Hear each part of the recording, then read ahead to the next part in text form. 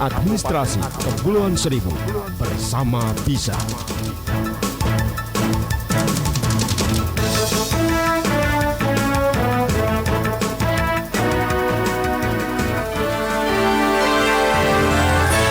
Kabupaten Administrasi Kepulauan Seribu. Assalamualaikum warahmatullahi wabarakatuh. Alhamdulillahirabbil alamin. Puji syukur kehadirat Allah Subhanahu wa taala karena masih memberikan kesehatan, nikmat iman dan Islam sehingga kita masih bisa berjumpa kembali di Radio Kepulauan Seribu di Pulau Pramuka dalam kegiatan podcast Kajian Islam. Edisi Rabu 12 Juni 2024 bersama Hesti Hasan di sini sudah hadir narasumber kita dari Ikatan Penyuluh Agama Republik Indonesia Kabupaten Kepulauan Seribu dari Kemenak Kabupaten Kepulauan Seribu, Ustadz Haji Nurholis MH. Apa kabar Ustadz? Waalaikumsalam warahmatullahi wabarakatuh. Alhamdulillah baik. Berkat doa kita semuanya. Alhamdulillahirabbil alamin. Ustadz Nurholis MH, beliau adalah Ketua LDNU PWNU DKI tahun 2011-2016 Ustadz ya. Terima kasih sudah hadir di studio Radio Kepulauan Seribu. Baik pendengar setia dimanapun Anda berada, bagi kalian yang ingin mendengarkan radio podcast kami, silakan gabung di Facebook Radio Kepulauan Seribunya atau mendengarkan radio streaming kami di link yang sudah kita sharing di Facebook RKS Kepulauan Seribu. Ya, pada hari ini juga ya, kami akan menemani Anda di pagi hari ini dengan kegiatan atau podcast kajian Islam ya dengan judul Hikmah Haji dan Pengaruhnya Terhadap Kehidupan Sosial. Tak kenal maka tak sayang, mari kita dengarkan bersama profil singkat dari narasumber kita. Berikut ini kami persilakan Ustadz Haji Nurholis. Terima kasih. Assalamualaikum warahmatullahi wabarakatuh. Waalaikumsalam warahmatullahi wabarakatuh. Pendengar, pemirsa radio podcast Kepulauan Seribu yang berbahagia, tak kenal maka tak sayang. Ya. Nama saya Nurholis. Sering orang panggil saya dengan panggilan akrab Cak Nur. Ada juga yang panggil Nicholas. Ya suka-sukalah, yang penting buat saya apa saja nyaman. Kebetulan dan alhamdulillah saya terlahir dari keluarga besar pondok pesantren di daerah Jawa sana, Kebumen dan Wonosobo. Kemudian setelah proses pendidikan dan kami direkrut oleh Kementerian Agama, setelah mendapatkan SK, mendapatkan tugas di Kepulauan Seribu. Itu merupakan kebanggaan buat saya karena tugas di Pulau Seribu itu tidak sekedar tugas agama tetapi juga ada nilai rekreasinya. Betul. Jadi hawanya kalau ke pulau itu refreshing, seneng, seger seperti itu. Itu barangkali saya dari penyuluh agama Islam Kepulauan Seribu, dan kalau sesuai SK kita ditugaskan di KUA Kepulauan Seribu Selatan di Pulau Tidung dan sekitarnya. Seperti itu Mbak Esti. Kalau latar belakang pendidikan kita dulu di API Asrama Perguruan Islam Pondok Pesantren Tegalrejo, kemudian kita pernah kuliah di UIN, kemudian di PTDI di At-Tahiriyah yang alhamdulillah menghantarkan dari proses petualangan pendidikan itu menjadi ya saya seperti ini. Orang bilang guru ngaji atau apalah kira-kira begitu. Alhamdulillah dapat kesempatan di studio radio podcast RKS ya, dan bertemu dengan Mbak Hesti dan semua kru teman-teman yang cantik-cantik, yang ganteng-ganteng, yang selalu menghibur saya. Alhamdulillah. Seperti itu profil barangkali ya. Kalau kegiatan sehari-hari ya saya biasa ngajar gitu kan, taklim. Memang kadang-kadang ada sih sedikit barangkali ya. Kalau lagi ada waktu libur kalau ada di calling untuk apa istilahnya ya, hiburan syuting gitu ya. Kadang-kadang juga ya kita sempetin kalau pas waktu libur.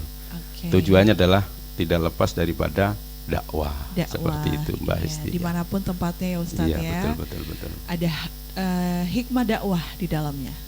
Baik Ustadz, terima kasih yang sudah sharing informasi profil untuk pendengar kita radio podcast dimanapun berada. Pendengar Radio Kepulauan Seribu, untuk hari ini alhamdulillah ya sesuai dengan tema hikmah haji dan pengaruhnya terhadap kehidupan sosial. Ibadah haji merupakan rukun Islam yang kelima dan merupakan kewajiban bagi setiap muslim yang mampu secara fisik dan finansial. Haji bukan hanya sekedar ritual tahunan yang dilakukan di Mekah, tapi juga mengandung hikmah dan pelajaran yang sangat mendalam bagi kehidupan kita sehari-hari, terutama dalam membangun dan memperkuat hubungan sosial kita. Lebih lengkap lagi dan lebih paham lagi mengenai kajian pada pagi hari ini, mari sama-sama kita mendengarkan podcast kajian Islam Radio Kepulauan Seribu bersama Ustadz Nurholis MH dengan tema hikmah haji dan pengaruhnya terhadap kehidupan sosial. Silakan Ustadz untuk menyampaikan kajian Islamnya. Terima kasih Mbak Esti. Assalamualaikum warahmatullahi wabarakatuh. Waalaikumsalam warahmatullahi wabarakatuh. Alhamdulillah al-qail a'udzu billahi minasyaitonir rajim. Tsumma auhayna ilaika anittabi' millata Ibrahim hanifa wa ma kana minal musyrikin. Wa qala rasuluhul karim al-hajjul mabrur laisa lahul jaza ilal jannah. Asyhadu an la ilaha illallah wahdahu la syarikalah wa asyhadu anna Muhammadan abduhu wa rasuluh. Allahumma salli wa sallim ala sayyidina Muhammadin wa ala alihi wa ashabihi ajma'in, amma ba'du. Pendengar, pemirsa radio podcast Kepulauan Seribu yang saya hormati, yang saya muliakan, puja dan puji syukur mari kita sama-sama panjatkan kehadirat Allah Subhanahu wa Ta'ala yang dengan limpahan rahmat, berkah dan taufiknya alhamdulillah kita semuanya masih bisa sehat, masih bisa melakukan dan melaksanakan aktivitas keseharian. Alhamdulillah. Dan alhamdulillah kita di studio bersama teman-teman dalam kondisi sehat walafiat, sehingga insya Allah tugas kita menyampaikan misi dakwah di RKS mudah-mudahan lancar tanpa ada halangan apapun. Amin ya rabbal alamin. Salawat dan salamnya semoga senantiasa tercurah pada junjungan kita Nabi Agung Muhammad sallallahu alaihi wasallam,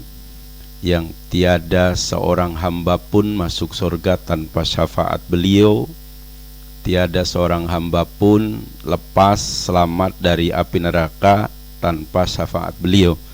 Untuk itu mari Al-Fakir mengajak kita tingkatkan mahabbah kita, cinta kita kepada Nabi Muhammad sallallahu alaihi wasallam dengan memperbanyak solawat. Ya, kita di jalan solawat. Kalau solat pasti kita wajib ya baca solawat, dimanapun kita baca solawat. Dan juga bagaimana berusaha semaksimal mungkin mengcopy paste, mengambil uswah hasanah dalam pribadi Rasulullah Sallallahu Alaihi Wasallam untuk bisa menjadi bagian atau untuk mewarnai kehidupan kita sehari-hari. Dengan modal mahabbah kita kepada Rasulullah Sallallahu Alaihi Wasallam, insya Allah peluang kita mendapatkan syafaatnya insya Allah akan sangat lebar. Mudah-mudahan kita semuanya mendapatkan syafaatnya. Amin ya rabbal alamin. Pagi hari ini Al-Fakir Nurholis mendapatkan kesempatan untuk bicara tentang haji yang nanti ada korelasinya dengan kehidupan sosial. Bicara haji adalah bicara napak tilas kehidupan Nabi Ibrahim, kemudian Siti Hajar dan Nabiullah Ismail alaihi salam. Satu ayat yang tadi Al-Fakir sampaikan, a'udzubillahi minasyaitonirrajim, tsumma auhayna ilaika anittabi' millata Ibrahima hanifa wa ma kana minal musyrikin. Ini surat An-Nahl ayat 103. Tsumma auhayna, kemudian aku wahyukan kepadamu. Munya itu mukhotobnya yang diajak bicara sama Allah adalah Muhammad sallallahu alaihi wasallam.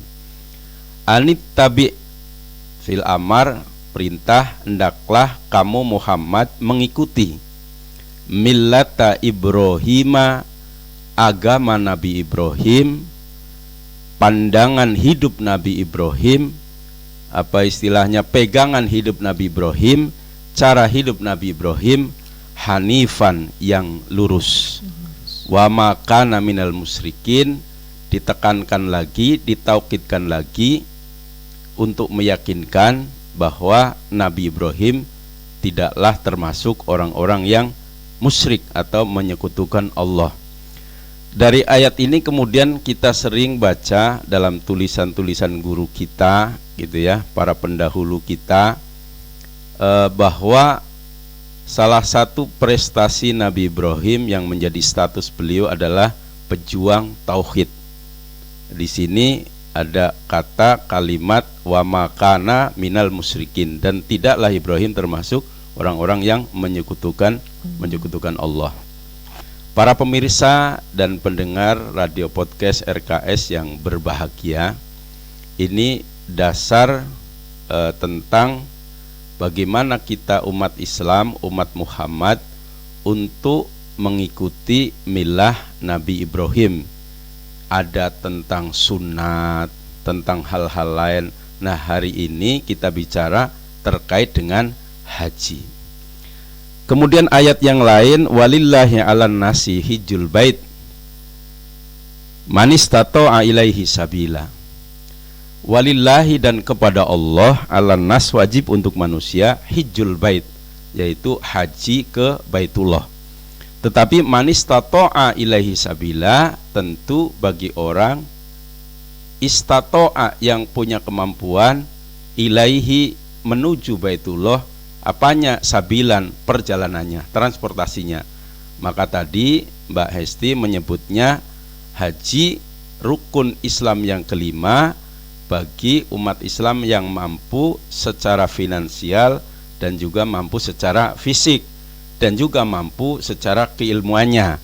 Makanya biasanya orang sebelum haji ada manasik, ya, manasik sekali dua kali dalam rangka untuk supaya ketika melakukan prosesi ibadah haji di sana sudah tidak gegap lagi, sudah dulu bisa lancar, ya, belajar bagaimana melaksanakan prosesi ibadah haji. Nah, terkait dengan ini ada satu hadis bahwa apa sih itu Islam? Oh, Islam itu asyhadu alla ilaha, yang pertama antas hada alla ilaha illallah wa anna itu dan seterusnya. Bahwa Islam yang pertama itu syahadat. Setelah syahadat kemudian syahadat tauhid dan syahadat Rasul, ya, wa anna Muhammadan. Kemudian wa iqamis shalah wa ita'iz zakah, mendirikan sholat, menunaikan zakat, saum Ramadan, kemudian yang terakhir hijjul bait, apa, haji ke Baitullah. Haji ini sebagai ibadah puncak. Ya, makanya banyak ilmuwan mengatakan bahwa dalam ibadah haji sudah mengandung di situ ada zakatnya, ada sholatnya, ada puasanya. Artinya ibadah haji memang ibadah yang paling sempurna. Bahkan di tengah-tengah masyarakat, ibadah haji dipandang sebagai ibadah yang paling bergengsi, karena tidak semua orang bisa ibadah haji. Satu, kemampuan fisiknya. Kadang-kadang orang punya kemampuan finansial, tapi kalau nggak sehat, nggak punya. Kalau kita mau haji itu kan ada tes, ya, supaya mendapatkan kartu sehat atau istitoah. Kalau nggak sehat nggak bisa berangkat. Begitu. Kemudian ada tes keilmuan. mengetahui, memahami tentang bagaimana caranya melaksanakan haji. Jadi harus punya kemampuan materi, kemampuan fisik, juga kemampuan ilmu. Nah, makanya kalau orang bisa pergi haji itu bergengsi katanya. Ditambah lagi saking teramat banyaknya orang yang ingin menunaikan ibadah haji, waktunya juga itu aja, gitu ya, ditentukan. Tempatnya juga segitu-gitunya. Makanya ada istilah mina jadid ya, ada tambahan itu kesepakatan ulama dunia. Nah, maka kemudian pemerintah Arab Saudi memberikan satu kebijakan istilahnya antrian. Zaman saya pertama dulu itu 2012 dapat giliran 2019. Nah, sekarang itu bisa 15 tahun bahkan 20 tahun.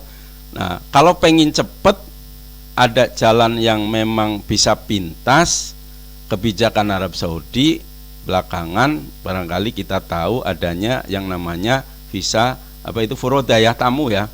Nah, furoda itu harganya bisa 300 sampai 500 juta. Betul. Itu kan kalau orang-orang tertentu kan bisa, makanya langsung. Dengan 500 juta bisa langsung berangkat dalam tahun itu juga. Ini bergengsi sekali, luar biasa.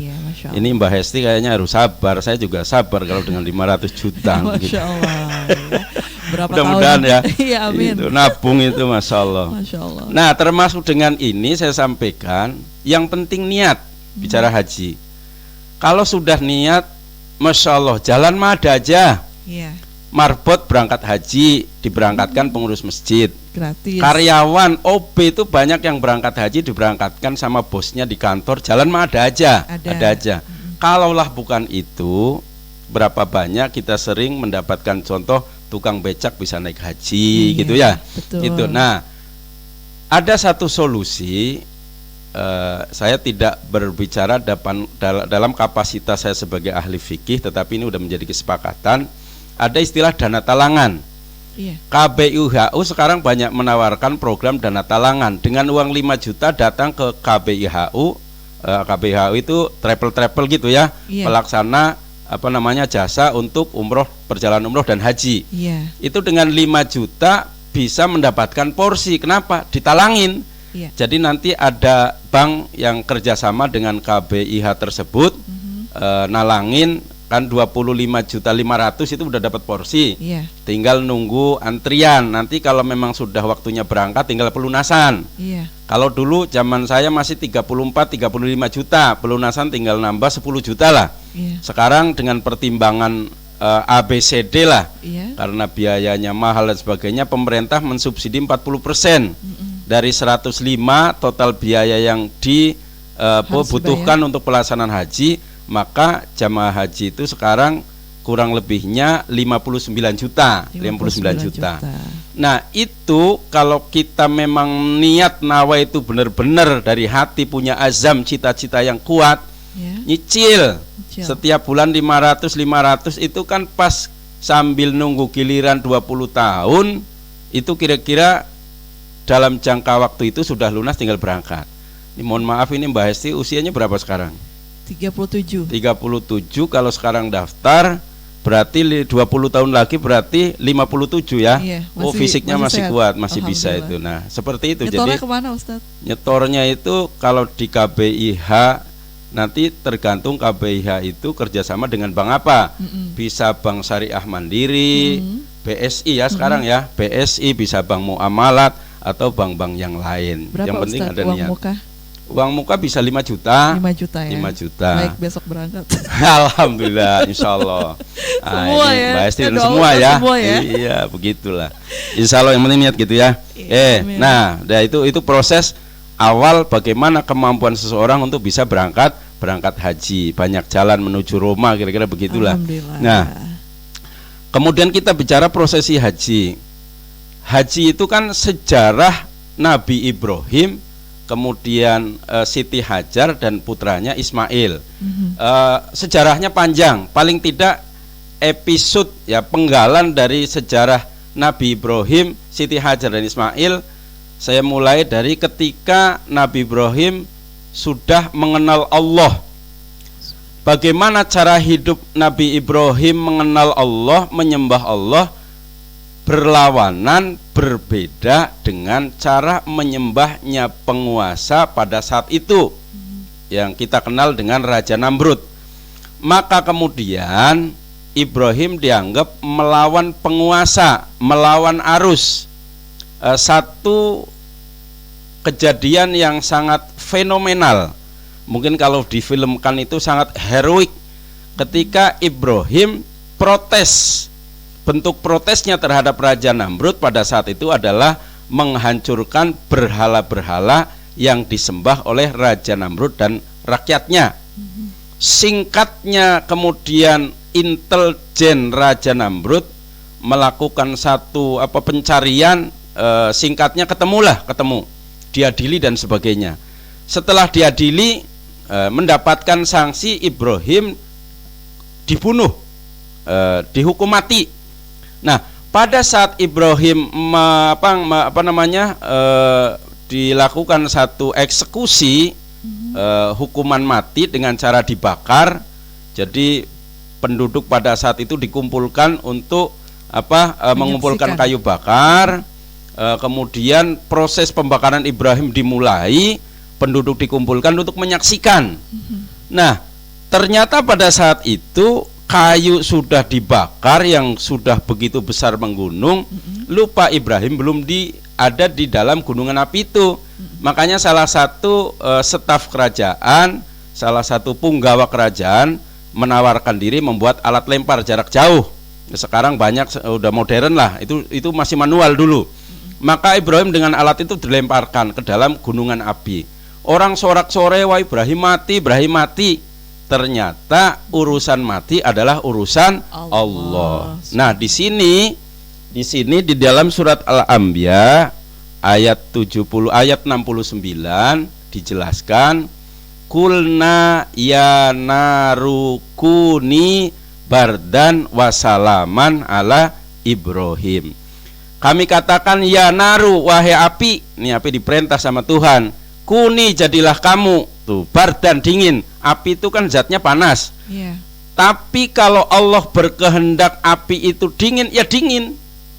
Karena bagaimana yang bikin api? Sama manusia. Manusia kalau Allah berkehendak kaya, ujug-ujug kaya. Berkehendak miskin, ujug-ujugnya miskin. Biar kaya raya kayak apa, kalau Allah berkehendak miskin, bangkrut, hilalah, entah itu kebakaran atau bisnis ditipu orang. Artinya kun fayakun. Nah, di sini Allah perintah api, ya naru, wahai api, kuni, jadilah kamu bardan, dingin, wasalaman ala Ibrahim, dan selamatkanlah Nabi Ibrahim. Makanya Nabi Ibrahim itu api yang begitu menggunung, terasa panas oleh orang yang nonton di sekitarnya, menyaksikan pembakaran Ibrahim. Tapi tidak bagi Ibrahim itu dingin, malah kedinginan. Maka begitu api itu mulai padam, yang terlihat gunungan bara lama-lama menjadi gunungan debu, orang tersentral pada gerak-gerak kecil. Lah, ada apa itu ya, begitu. Ternyata gerakan kecil itu adalah Ibrahim keluar dari gunungan api. Orang terheran-heran, lah ke Ibrahim nggak kebakar. Jangankan Ibrahim tubuhnya, sehelai rambut pun, pakaian pun tidak ada yang terbakar. Mestinya dari sini Raja Namrud taslim, pasrah terhadap Ibrahim dengan mukjizat ini, kemudian mengikuti Nabi Ibrahim. Ternyata dengan ego kekuasaannya, Raja Namrud tetap menentang Ibrahim. Nah, singkatnya gini. Nah, setelah ini kemudian Ibrahim nikah. Nabi Ibrahim nikah dengan Siti Sarah. Siti Saroh kalau bahasa Arab pakai ro, kita Sarah. Makanya kalau ada nama Sarah itu berarti ittiba, tafaul, tabarukan, nama daripada istrinya Nabi Ibrahim.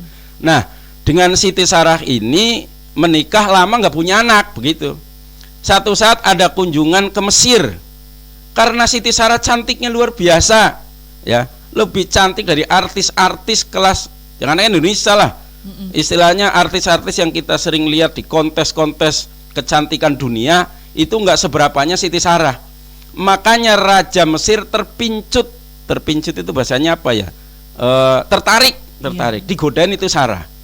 Pas saat Sarah digodain mau dieksekusi, nggak bisa tahiyat, paham lah. Saya nggak mau dengan bahasa vulgar, nanti Mbak Hesti malah protes. Wah, begitu ada kesempatan mau digituin nggak bisa tahiyat. Sampai ampun-ampun itu Raja Mesir minta maaf, sebagai bentuk permintaan maaf maka Raja Mesir menghadiahkan kepada Siti Sarah, kepada Ibrahim, yaitu budak perempuan yang kita kenal dengan nama Hajar.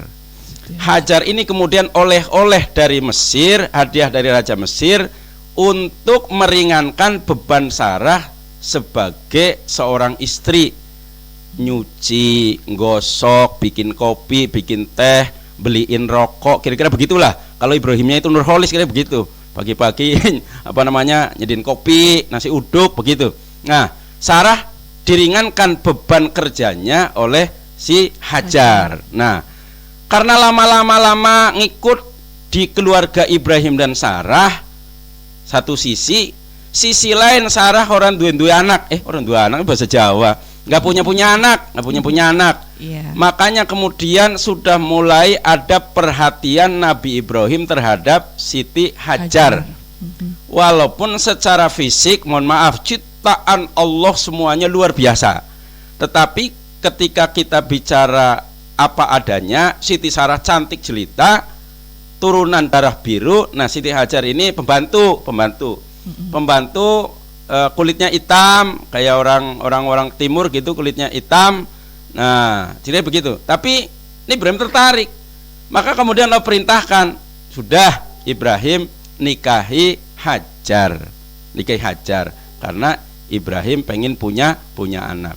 Maka kemudian Ibrahim menikahi Hajar. Saat menikahi Hajar, Ibrahim minta izin kepada Sarah, Dek Sarah, saya diperintahkan oleh Allah untuk menikahi Hajar supaya punya keturunan. Nah, kira-kira kalau saya praktekkan sama istri saya namanya Yun, Dek Yun, saya dapat perintah Allah untuk menikahi ada orang di Pulau Tidung seumpama atau pulau mana gitu. Wah, saya langsung gebukin nama istri saya ya. Nah, ini Siti Hajar mau dinikahi oleh Ibrahim. Singkatnya dinikahi, diizinin sama Siti Sarah. Ini yang kadang-kadang juga menjadi referensi para kiai, para ustadz kalau mau bikin pos 2 izin sama istri yang pertama. Tapi secara syariat nggak seperti itu. Nah, kemudian terjadilah nikah. Pada saat nikah ternyata benar Allah menghendaki Nabi Ibrahim cepat punya momongan dari Siti Hajar yang notabene adalah pembantunya. Maka lahirlah bayi bernama Ismail. Bayangkan seorang perempuan cantik berdarah biru itu ya, istri Ibrahim, orang dua anak, gak punya anak. Kemudian pembantunya dinikahi langsung punya anak gitu, produktif, apa istilahnya, langsung produktif lah, kira-kira begitulah, punya anak. Secara psikologis terganggu, nggak nyaman. Maka ketidaknyamanan Siti Sarah inilah kemudian Allah perintahkan Ibrahim, bawa istrimu Hajar sama bayinya Ismail ila Bakkah. Bakkah itu bahasa Arab, bahasa Al-Quran, yang maksudnya tempat yang jauh banget, yang kemudian sekarang dikenal dengan nama daerah itu namanya Mekah. Dibawalah itu Hajar sama anaknya sampai di tempat yang dituju, di mana di situ gurun pasir, panas, nggak ketemu air. Sampai di situ dengan bekal yang seadanya. Kemudian Allah perintahkan Ibrahim, tinggalkan istrimu Hajar sama bayi Ismail. Nah, kalau pandangan kita orang awam, bagaimana sih Ibrahim?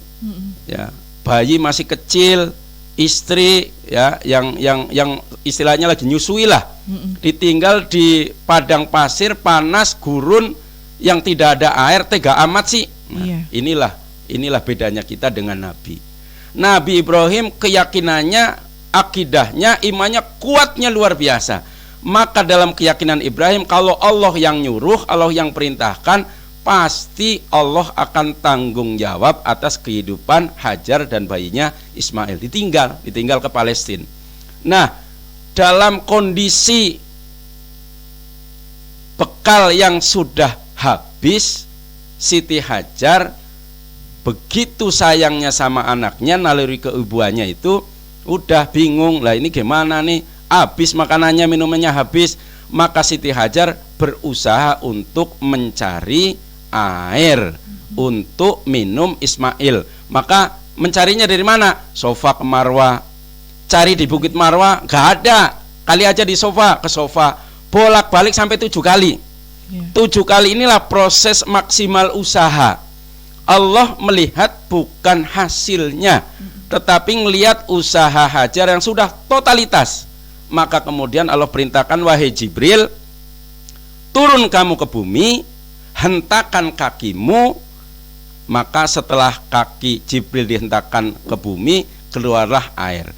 Air itu muncrat dengan besarnya, sampai saking besarnya dikumpulkan yang dalam bahasa Arab kuno, Zam-zam, kumpul kamu air, kumpul kamu air. Air Zam-zam itu dikenal sampai hari ini menjadi air yang kadar mineralnya paling tinggi, manfaatnya paling tinggi, tidak pernah terkalahkan oleh air dari penjuru dunia manapun, air hasil dari olahan teknologi manapun. Itu air Zam-zam dan gak pernah habis. Itu luar biasanya. Ini yang kemudian melahirkan prosesi, salah satu daripada prosesi haji yang namanya sa'i. Dari kata sa'a itu usaha. Ini bagian daripada haji. Nah, nanti di haji kemudian ada ibadah yang namanya tawaf gitu ya. Ada ibadah yang namanya lempar jumroh gitu ya, dan yang lain-lain. Tetapi dalam waktu yang singkat ini mungkin bagian dari prosesi ini akan saya bahas, kemudian dihubungkan dengan kehidupan sosial. Yang pertama dulu masalah sa'i. Nah, kita mereferensikan pada perjuangan Siti Hajar, seorang perempuan yang mestinya feminim, manja gitu ya, Mas Nurholis manja, begitulah, kira-kira begitulah. Nah, ini perempuan yang dituntut untuk punya mental yang sangat kuat, di mana di padang pasir, nggak ada makanan, nggak ada minuman, dia punya tanggung jawab, beban bayi yang sudah kehausan. Maka dia tetap tegar berusaha. Berusaha itu artinya apa dalam bahasa Arab itu sa'i, usaha mencari air. Nah, kita belajar dari Siti Hajar, hidup ini harus usaha. Betul. Walaupun secara logika gitu ya, akal kita tidak sampai, nggak mungkin itu ada, nggak mungkin itu terjadi, nggak mungkin itu bisa ditemukan air, tapi kita harus usaha. Setelah usaha maksimal, ikhtiar, fatawakkal 'alallah, kemudian serahkan kepada Allah. Maka kalau dalam bahasa motivasi Arab, manjadda wajada. Siapa yang sungguh-sungguh maka dia akan menemukan. Berapa banyak memberikan contoh pada kita, kisah-kisah di medsos barangkali, atau di majalah, atau secara turun-temurun. Nah, termasuk barangkali untuk di kita ini di Indonesia, ada jenderal yang lahir dari seorang petani miskin di kampung, tukang macul. Itu kan karena manjadda wajada. Siapa yang sungguh-sungguh dia akan menemukan cita-citanya. Ada dalam bahasa hadis, himmatur rojul fokol jibal. Cita-cita seorang laki-laki itu harus tinggi setinggi gunung. Nah, ini bagian daripada mencontoh pelajaran daripada kehidupan Siti Hajar. Itu bagian kecil daripada yang namanya prosesi ibadah haji yang bernama sa'i. Kemudian di dalam prosesi ibadah haji ada yang namanya pakai pakaian ikhram, berikhram. Berikhram itu tidak boleh pakai wangi-wangian. Kalau laki-laki tidak boleh pakaian yang berjahit gitu ya, pakai sehelai kain putih. Nah, apa artinya? Orang itu setelah berusaha maksimal, serahkan kepada Allah, Allah kasih kesuksesan, maka kemudian kesuksesannya itu kagak bakalan dibawa mati. Yang dibawa mati itu amalnya dengan sehelai kain putih. Makanya walaupun sukses, kaya raya, pinter, popularitasnya tinggi, tidak boleh sombong, karena nanti mati tidak dibawa. Yang dibawa mati cuma amalnya dan juga kain putihnya. Itu memberikan pesan kepada kita bahwa kita ini semuanya punya Allah, nggak punya apa-apa, dan nanti akan kembali kepada Allah, hanya membawa ditemani amal kita dan juga kain putih tersebut menjadi kain kafan membungkus jenazah atau jasad kita. Ya, Ustaz. Itu barangkali nanti kita akan sambung lagi terkait dengan haji dalam hubungannya dengan kehidupan sosial. Artinya kita hidup sebagai guru, sebagai host, sebagai artis, sebagai pegawai, sebagai petani, sebagai pedagang, sebagai apapun profesi kita, kita harus usaha. Betul. Dalam level strata sosial apapun kita mesti berjuang, berusaha. Maka dengan usaha itu ya yang maksimal. Sumpama kita pengen jadi pengen jadi jenderal, berarti sudah mulai latihan mengolah fisik, rajin olahraga, rajin yang namanya ngangkat begini nih. Kalau yang olahraga itu ngangkat badan itu, kemudian rajin renang supaya fisiknya bisa tinggi, bisa memenuhi syarat untuk bisa masuk akabri, kira-kira begitulah. Dengan kecerdasannya semuanya diasah, hal-hal yang mendukung untuk bisa diterima di akabri. Usaha itu maksudnya ikhtiar. Kemudian tawakal, serahkan kepada Allah supaya digerakkan hatinya panitia penerimaan peserta akabri supaya bisa menerimanya. Terus mau jadi apa? Mau jadi ustadz berarti ya usahanya masuk pesantren, belajar nahwu, belajar shoroh, belajar kitab bagi fikih, tafsir, kitab-kitab terkait dengan masalah-masalah hadis, terkait masalah tasawuf, pelajari semuanya. Artinya kita mau jadi apa melalui proses. Ikhtiar itu proses usaha real gitu ya, secara maksimal, kemudian diserahkan kepada Allah. Itu belajar dari prosesi sa'i, belajar daripada kehidupan Siti Hajar. Nah, itu namanya belajar dari yang namanya sa'i. Kemudian ketika ada di dalam prosesi ibadah haji namanya tawaf. Kita keliling ya, mengelilingi Ka'bah 7 kali. Nah, hidup selama Ahad sampai ketemu Ahad, Senin, Selasa, 7 hari. Nah, selama kita hidup itu dalam posisi apapun dan dimanapun kita, sebagai jenderal, sebagai petani, sebagai guru, sebagai ustadz, sebagai artis, sebagai apapun kita, dalam kondisi miskin, dalam kondisi kaya, dalam kondisi sakit, dalam kondisi sehat, harus ingat Allah. Muter aja kita dalam kehidupan, tetapi lihat Ka'bah tuh, lihat Allah, ingat Allah.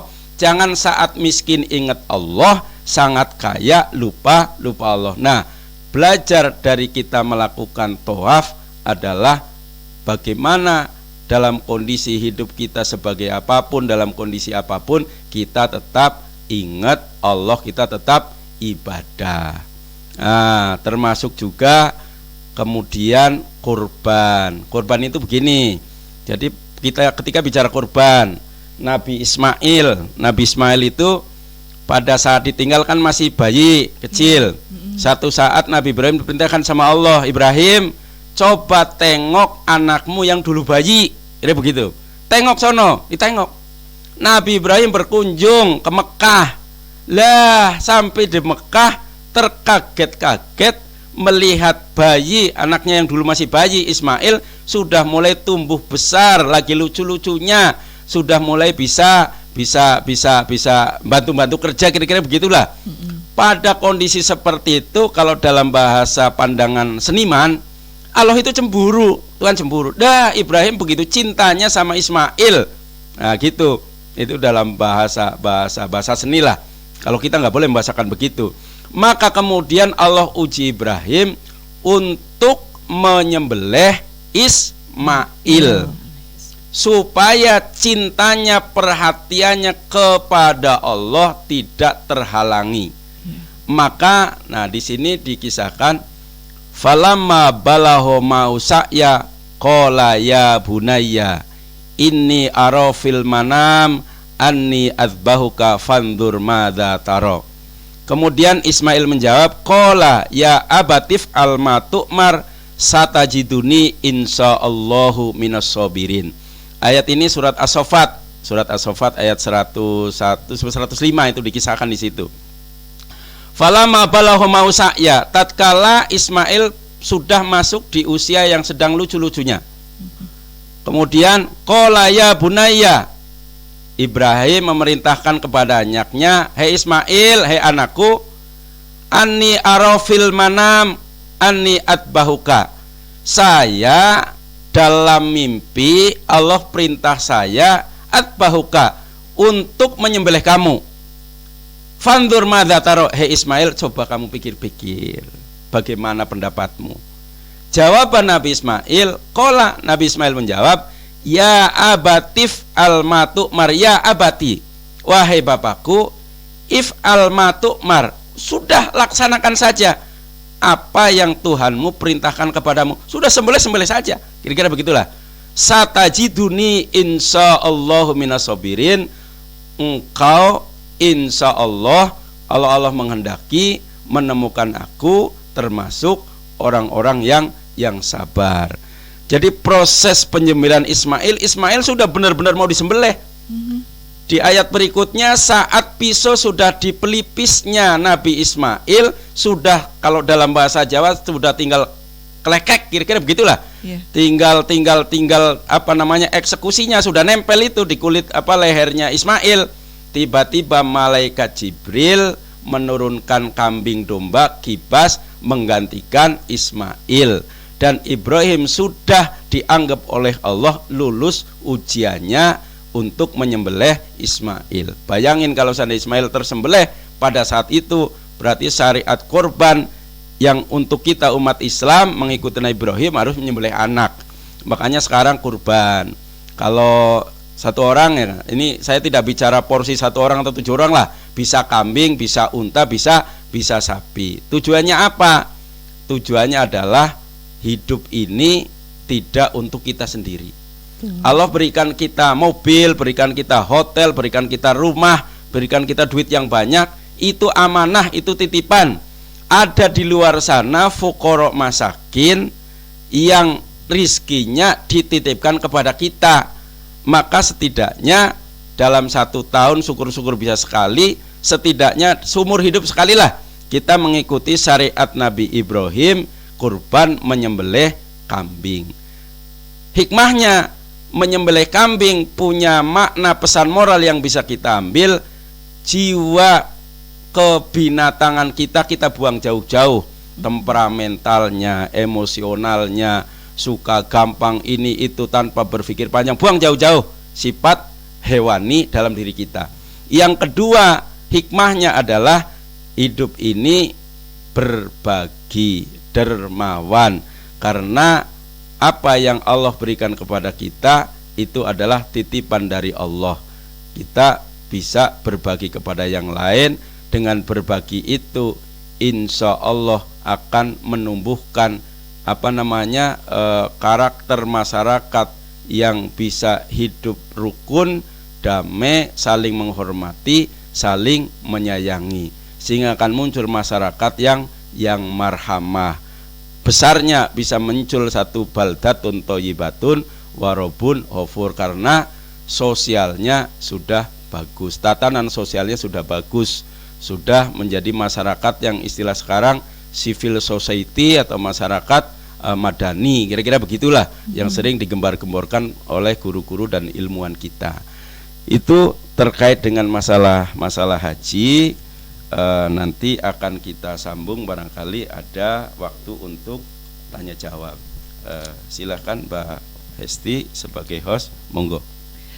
Baik, terima kasih Ustadz Nurholis yang sudah menyampaikan ulasan, ya, sangat lengkap sekali. Itu adalah kisah yang melatar belakangi adanya proses ibadah haji dari zaman Nabi Ibrahim alaihissalam, lalu memiliki anak atau putra Nabi Ismail alaihissalam. Lalu kemudian dari kisah-kisah itu ada ibadah haji yang sampai saat ini alhamdulillah bisa diikuti oleh umat muslim di seluruh dunia, ya Ustadz, ya. Alhamdulillah. Baik, semoga kita bisa mengambil hikmah dari kisah tersebut, ya.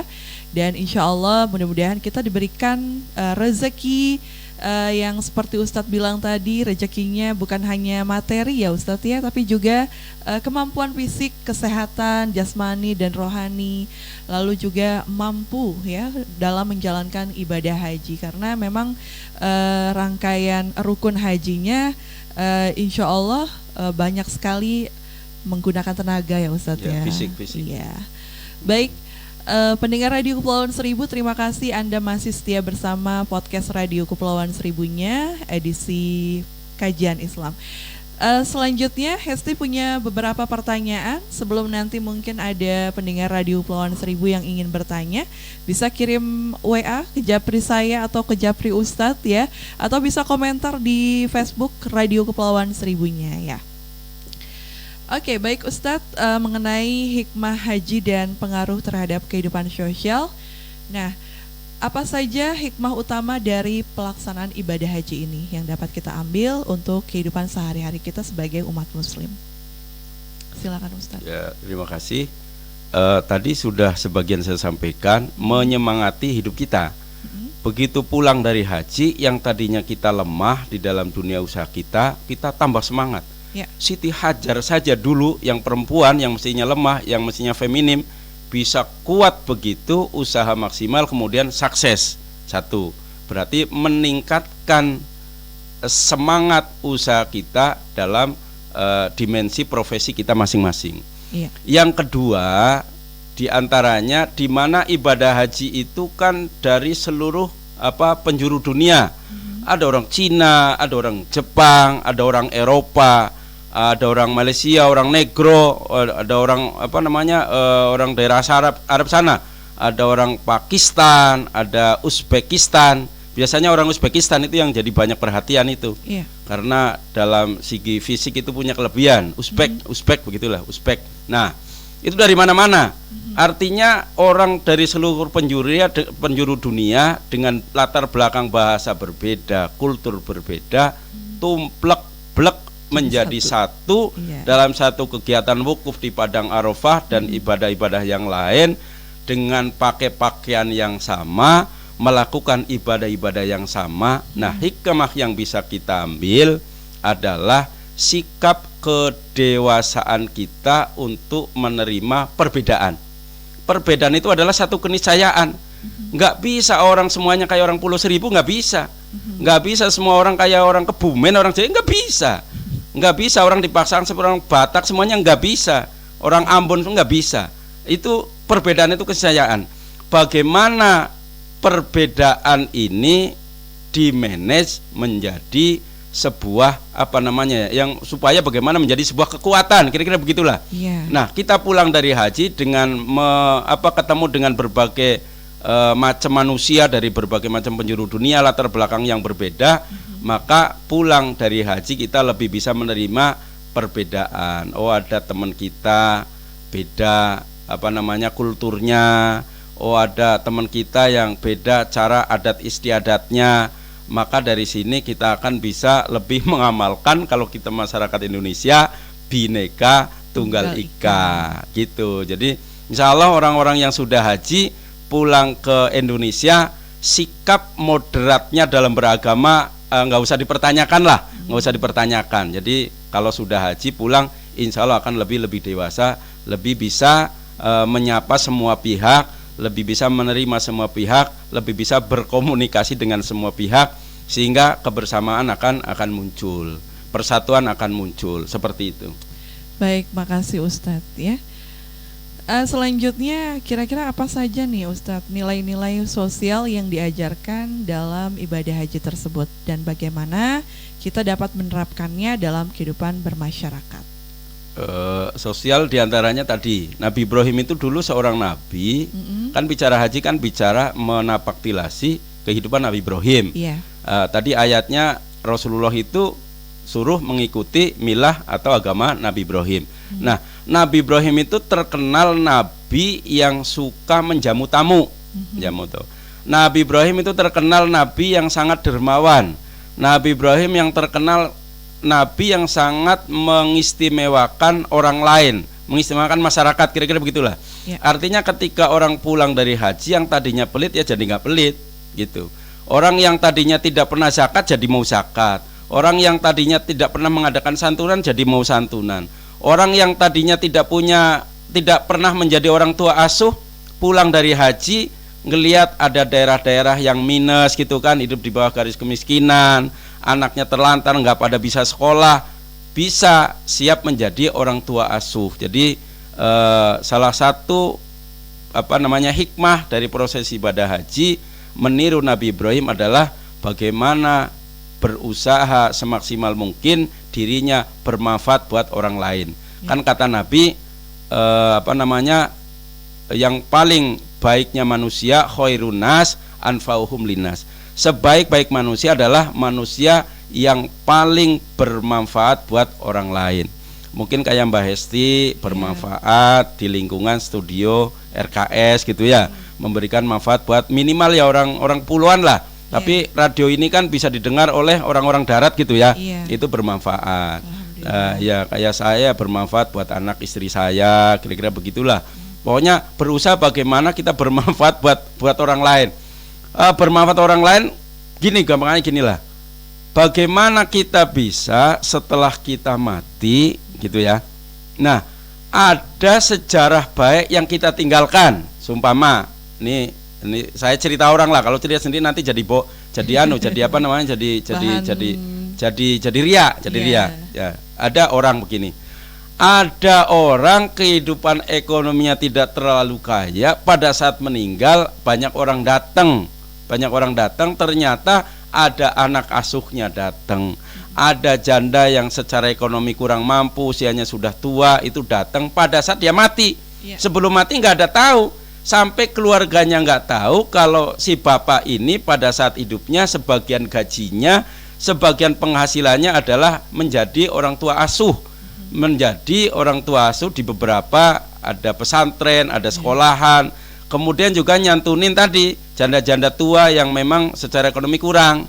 Iya, jadi jangan janda muda aja, jangan muda nggak perlu itu, yang tua-tua ya. Kalau janda muda nanti timbul fitnah. Wow, Ustaz Nurholis itu rajin banget ke sono. Nah enggak, jadi yang tua nilai sosialnya lebih tinggi supaya tidak timbul fitnah. Itu artinya bagian daripada hikmah haji, bagaimana kita memposisikan diri lebih bermanfaat buat orang lain, sehingga setelah kita meninggal ada yang namanya pahala jariah. Walaupun kita meninggal tetapi tetap pahalanya ngalir. Syukur-syukur kita bisa bangun sekolahan, bangun pesantren, bisa bangun studio radio yang dari radio itu bisa menyiarkan kajian-kajian keislaman, sehingga mudah-mudahan dengan kajian keislaman di studio tersebut, terutama RKS gitu ya, banyak orang tersadarkan, banyak orang tobat, banyak orang tiba-tiba muncul menjadi manusia yang solih dan solihat. Kan hidayah Allah kita nggak tahu ya. Mudah-mudahan lantaran sababiyah RKS ini, kajian keislaman ini, orang semangat pada daftar haji yang sudah merasa mampu gitu. Karena bicara haji begini Mbak Resti, orang yang sudah mampu secara ilmu, secara fisik, secara finansial, kok nggak berangkat, kemudian dia meninggal, itu meninggalnya bisa meninggal dalam kondisi Yahudi, bisa meninggal dalam kondisi Nasrani. Ini saya bacakan hadisnya nih. Man malaka zadan warohilatan, siapa yang punya bekal dan punya tumpakan, punya kendaraan, maksudnya punya bekal untuk daftar haji lah, untuk biaya tiket pesawat dan yang lain-lain, kira-kira begitulah. Kemudian falam yahuja, dia kemudian tidak berangkat haji, punya kemampuan kok nggak berangkat haji, daftar pun enggak, maka fala alaihi ayamuta yahudian aw nasronian, pilih saja mau mati dengan cara Yahudi atau mati dengan cara Nasrani. Oh Pak Ustadz, saya udah daftar tapi ngantrinya panjang, kalau umur saya nggak sampai udah dihitung haji. Kalau kita sudah daftar gitu ya, karena ngantri panjang, usia tidak sampai, kita udah daftar, berarti udah niat mau haji, udah dihitung haji. Karena tidak atau belum berangkat bukan kesalahan kita, tetapi itu kebijakan pemerintah Arab Saudi karena pertimbangan tempat yang sangat terbatas, sehingga harus dilakukan antrian. Seperti itu. Jadi kalau sudah mampu ya harus berangkat, seperti itu ya. Ya begitu Mbak Esti. Baik Ustadz, terima kasih jawabannya Ustadz ya. Jadi ada nilai-nilai sosial ketika seseorang sudah melakukan ibadah haji ya Ustadz ya. Dia lebih peduli terhadap kehidupan bermasyarakat ya, peduli terhadap orang-orang yang mungkin butuh pertolongan ya Ustadz ya. Tidak menutup mata ya Ustadz ya. Yang tadinya belum baik jadi menjadi baik. lebih baik lagi. Nah Ustadz, bagaimana sih ibadah haji itu dapat meningkatkan rasa solidaritas dan empati kita terhadap orang lain gitu? Seperti misalnya dia punya banyak materi tapi dia sulit untuk berbagi Ustadz. Mungkin dari proses ibadah haji yang insya Allah dia lakukan gitu bisa menjadikan rasa empatinya ada gitu muncul. Bagaimana itu Ustadz? Ini terkait dengan haji mabrur. Oke. Harus Al-Fakir sampaikan, tidak semua orang yang berangkat haji hajinya mabrur. Oh iya. Artinya tidak semua orang yang berangkat haji bisa dengan cerdas mengambil pesan-pesan moral dalam prosesi ibadah haji. Pesan moralnya sa'i, pesan moralnya tawaf, pesan moralnya lempar jumroh dan yang lain-lain.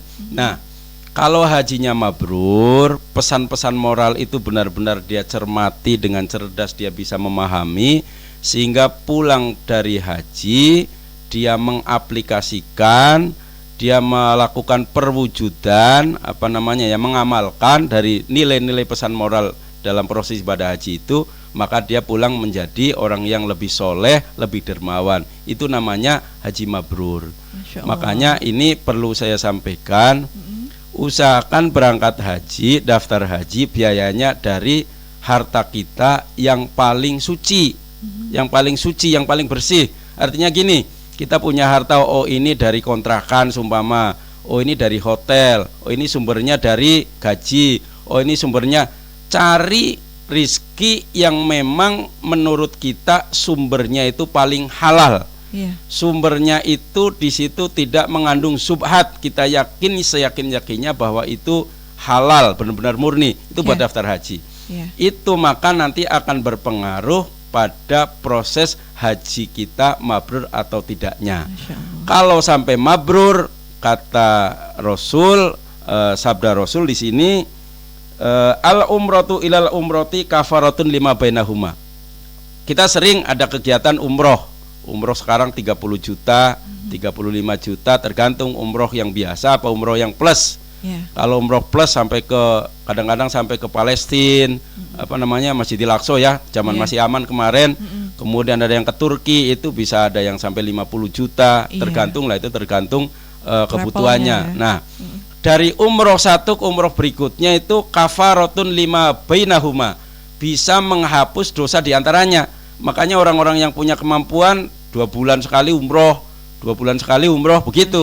Nah, umroh itu fadilahnya adalah menghapus dosa yang dilakukan di antara umroh yang satu dengan umroh berikutnya.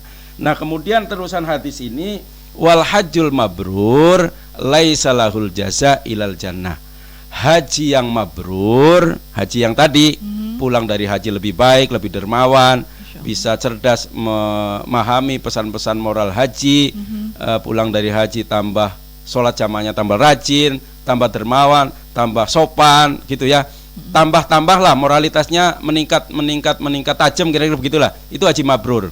Itu laisa lahul jaza, tidak ada balasan baginya ilal jannah, kecuali surga. Jadi itu Mbak Esti, kalau emang benar-benar hajinya mabrur, dia punya pahala surga. Nah, terkait dengan pertanyaan Mbak Hesti tadi, kalau dia hajinya mabrur, berarti pulang dari haji, harta dia yang banyak nih, kan dia sadar nggak dibawa mati. Yang dibawa mati cuma kain kapan sama amalnya kan. Nah, dia perlu meningkatkan amalnya. Maka hartanya yang sumpama 100 triliun, ya, anaknya cuma 2 seumpama, anaknya sudah mapan semuanya, punya usaha semuanya, akan timbul kesadaran supaya bermanfaat buat manusia. Dia akan bangun pesantren, dia akan bangun masjid, dia akan bangun market-market, lembaga-lembaga ekonomi yang kepentingannya buat maslahat umat. Seperti itu. Itu kalau hajinya mabrur. Tetapi kalau nggak bisa mengambil hikmah dari prosesi haji, hajinya nggak mabrur, ya biasa saja. Haji 10 kali juga tetap aja moralitasnya kayak begitu. Tapi kalau mabrur, walaupun haji sekali, insya Allah pulang dari haji tambah-tambah kebaikannya, tambah soleh dan tambah rajin ibadah. Ibadahnya.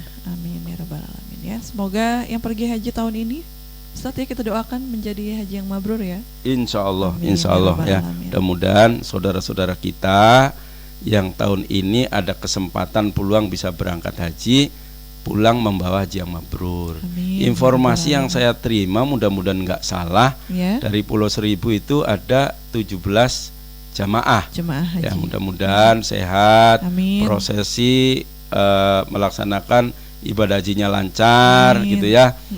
Dan pulang sehat dengan membawa haji yang mabrur dan mabruroh. Amin ya Seperti rabbal itu. alamin. Insyaallah, insyaallah, insyaallah. Amin, Ya. amin.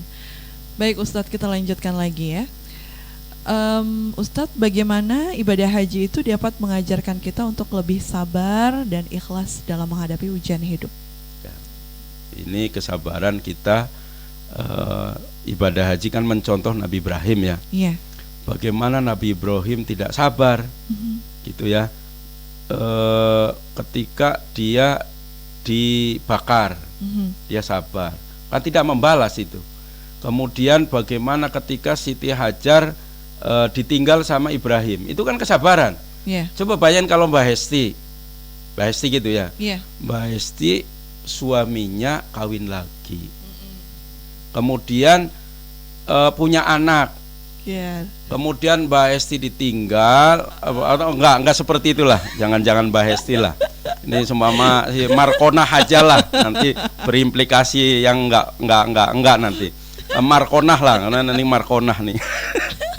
Markonah nih dinikahin sama laki-laki lah, anggap aja Iya. Nurholis lah. Iya.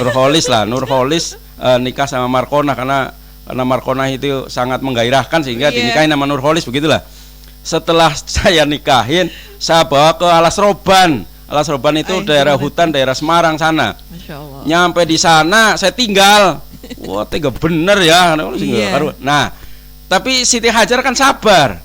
Sabar, tabah, sambil tetap usaha mempertahankan hidup. Dia mencari air dari Sofa ke Marwah. Yang saya tadi.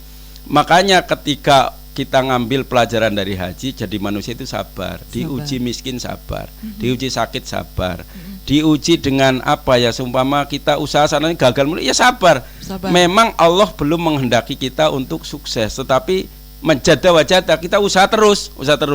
Nanti dengan usaha yang totalitas Allah akan kabulkan, begitu. Jadi kita harus sabar. Nah, terutama barangkali kalau belajar dari haji, mohon maaf nih. Saya ngomong real nih dalam proses ibadah haji. Secara teori dalam kitab, pelaksanaan ibadah haji tidak boleh lepas dari yang namanya akhlakul karimah. Saat tawaf nggak boleh mengganggu aktivitas tawaf orang lain. Kan kira-kira begitu. Kadang-kadang di sana nih, ketika orang yang tawaf itu pengen mengejar fadilah mencium hajar aswad. Ini hajar aswad beneran, bukan hajar aswad yang suka menjadi bahan ini. Mau nyium hajar aswad dulu Nggak, ini hajar aswad beneran yang di Mekah sana. Nah, orang berbondong-bondong untuk mengejar bagaimana bisa mencium hajar aswad, sehingga di situ mungkin terjadi yang namanya dorong-dorongan. Di situ tuh dorong-dorongan. Nah, kita yang dari Asia, dari Indonesia kan termasuk fisiknya kecil, lebih lemah dan kecil tuh. Kadang-kadang kedorong sama orang-orang yang gede, tinggi, hitam itulah, biasa begitulah. Nah, itu kalau nggak sabar-sabar batal kita punya kegiatan tawaf. Ngapain sih udah keinjak, ngapain sih sudah kesikut dan sebagainya. Dari proses itu saja kita sudah menghadapi banyak karakter manusia, kita harus sabar. Termasuk saat di tenda yang namanya di Arafah, kemudian di tenda Mina, terutama di tenda Mina. Tenda Mina itu kan 3 hari ya. 3 hari itu dengan kapasitas yang sangat padatnya luar biasa tuh. Kadang-kadang itu kita di situ tidak bisa tidur, cuma bisa selonjor doang. Makanya ketika bisa tidur yang laki-laki ngalah. Biasanya kita pergi ke masjid, ada masjid di sana namanya Masjid Namiroh. Nah, kita tidur di Masjid Namiroh.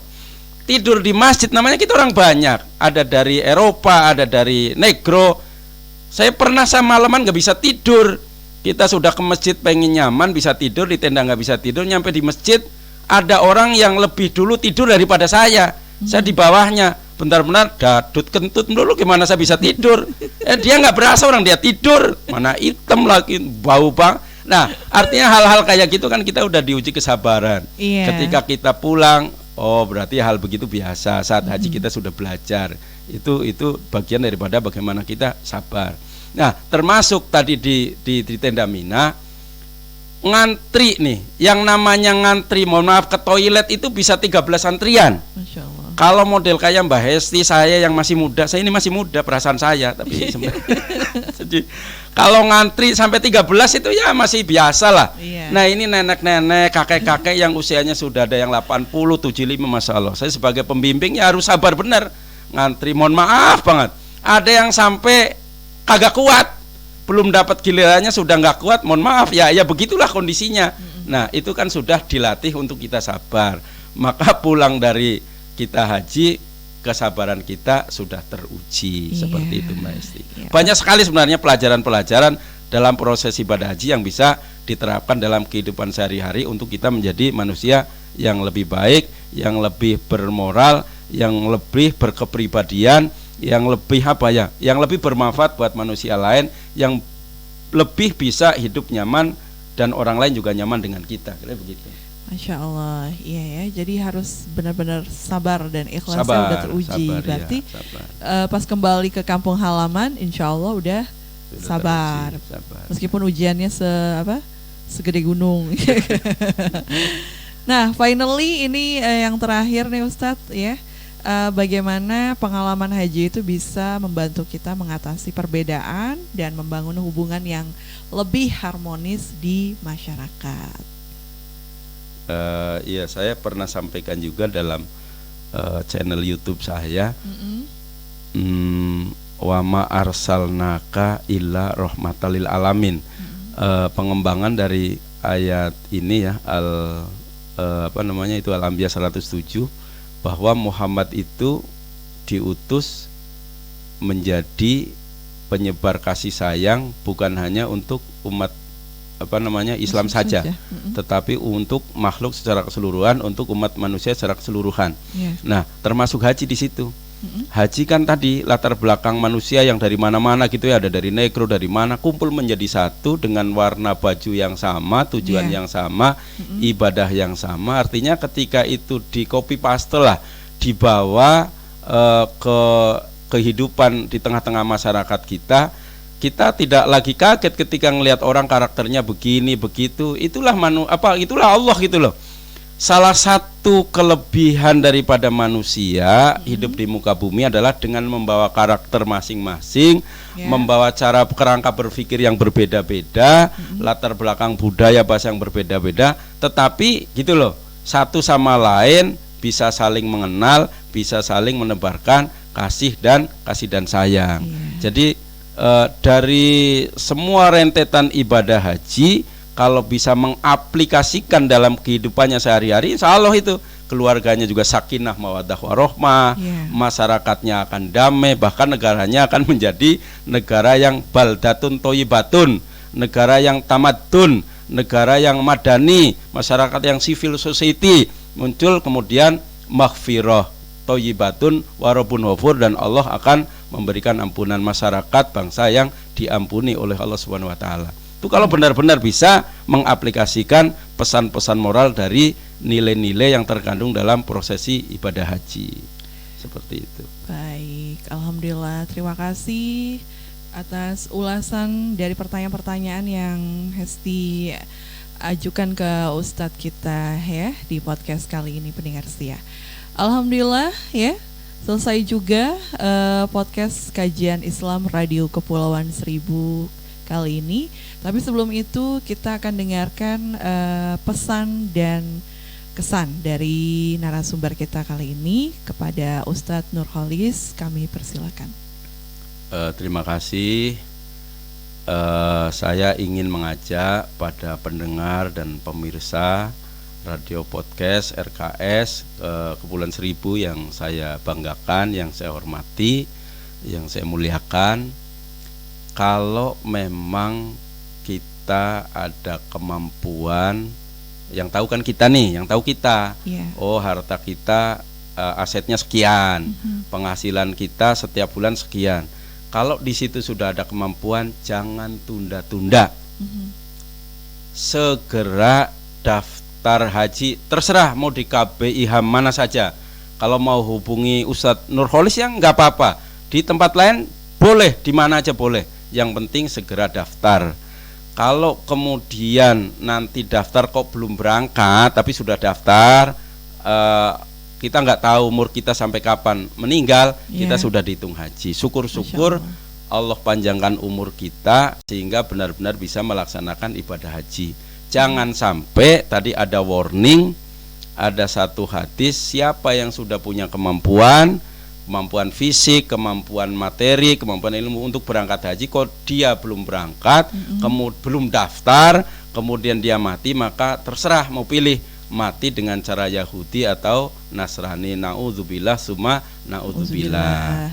Dan kalau yang memang belum punya kemampuan, ya nyicil. Solusi selalu ada. Ya, solusi selalu ada.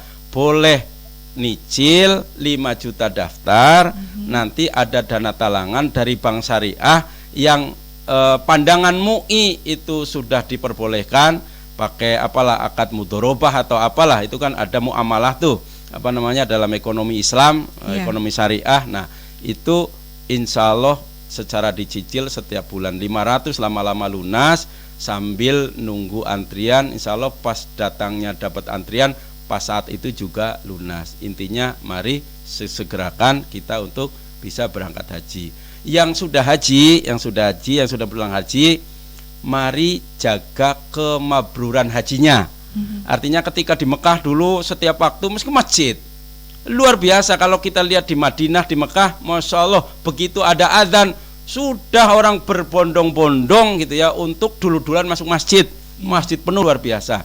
Yuk kita jaga kemabruran kita memori itu kita ingat kembali bagaimana kita berjamaah sholat di Madinah, di Masjid Nabawi, juga kita bisa praktekkan untuk ketika kita sudah pulang kanan, walaupun sudah 5 tahun, sudah 10 tahun, sehingga kemabruran haji kita bisa terjaga sampai kita wafat. Insya Allah ketika mabrur haji kita masih terjaga, wafat kita dalam kondisi husnul khotimah.